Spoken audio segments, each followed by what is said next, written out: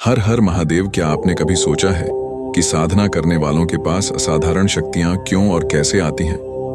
यह शक्तियां, जिन्हें हम सिद्धि कहते हैं, साधक को 3 अलग अलग चरणों में प्राप्त होती हैं। लेकिन सावधान, यह शक्ति सिर्फ वरदान ही नहीं, अभिशाप भी बन सकती है। आज हम आपको बताएंगे सिद्धि के 3 रहस्यमयी चरण और उनसे जुड़ी गहरी सच्चाइयां।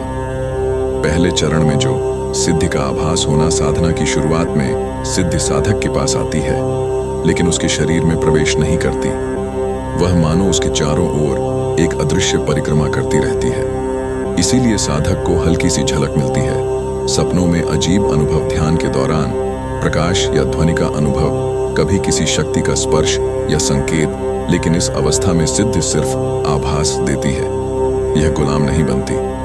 अगर साधक का मन शुद्ध है तो यह शक्ति धीरे धीरे पास आती है। अगर मन मैला है, वासनाओं और क्रोध से भरा है, तो सिद्धि दूर चली जाती है। दूसरे चरण में सिद्धि का शरीर में प्रवेश करना। जब साधक लगातार साधना और ध्यान करता है, तो एक समय आता है जब सिद्धि उसके भीतर प्रवेश कर जाती है।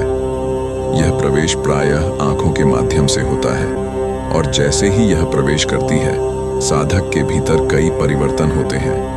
स्वतः माला जप होने लगता है, बिना सोचे हुए मंत्र गूंजने लगते हैं। शरीर में अजीब कंपन, कभी हल्कापन, कभी भारीपन अनुभव होता है।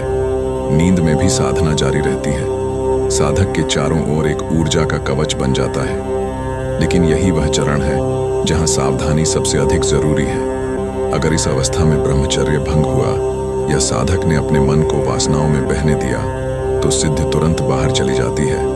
बल्कि कई बार वही शक्ति साधक को भीतर से तोड़कर नष्ट कर देती है। तीसरे चरण में सिद्धि का प्रत्यक्ष रूप से दिखना, यह सबसे ऊंचा और चमत्कारिक चरण है। जब साधक की साधना पवित्र और दृढ़ होती है, तो सिद्धि स्वयं उसका प्रत्यक्ष रूप दिखाती है।